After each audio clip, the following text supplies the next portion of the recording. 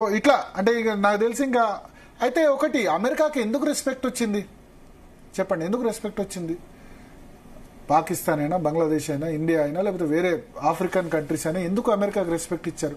వాళ్ళు డబ్బులు ఇస్తున్నారు కాబట్టి అమెరికా మాకు ఒక పెద్దన్న, ఏమైనా కష్టం అయితే అమెరికా నుంచి మాకు సాయం అందుతుంది. పేద దేశాలు చాలా ఉన్నాయి కదా.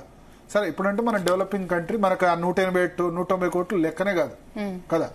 ఒకప్పుడు పెద్దదే, కానీ మన ఎకానమీ సైజ్ పెరిగింది, 200 కోట్లు అవసరమే లేదు అని అనుకునే సిచ్యువేషన్ మనకు వచ్చింది. నువ్వేంది మాకు ఇచ్చేది బిచ్చం అని అనుకునే పరిస్థితి వచ్చింది. కానీ ఒకప్పుడు మన అంగన్వాడీస్ మనం చూస్తుంటే, అంగన్వాడీలో బ్రిటన్ నుంచి, అమెరికా నుంచి ఎయిడ్ వచ్చేది.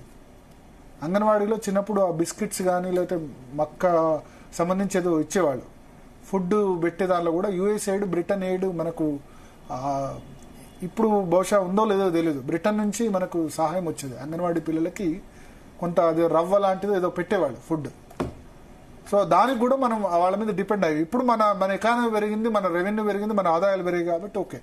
కానీ అమెరికా ఇప్పుడు ఈ విధంగా ఈ వేరే దేశాల మీద స్పెండింగ్ కనుక తగ్గిస్తే, పేద దేశాల్లో అమెరికా ఎందుకు వాళ్ళు అమెరికాను పెద్దన్నలాగా భావిస్తారు? అమెరికాకు చాలా కంట్రీస్లో నావల్ బేస్ ఉన్నాయి. సౌదీ అరేబియాలో ఎక్కడ పడితే అక్కడ విమానాలు దిగుతాయి. సో అమెరికాకు రెస్పెక్ట్ చేస్తుండే మీరు పెద్ద కంట్రీ, మీరు సాయం డబ్బులు ఇచ్చిన వాడికి ఎవరైనా రెస్పెక్ట్ చేస్తారు కదా.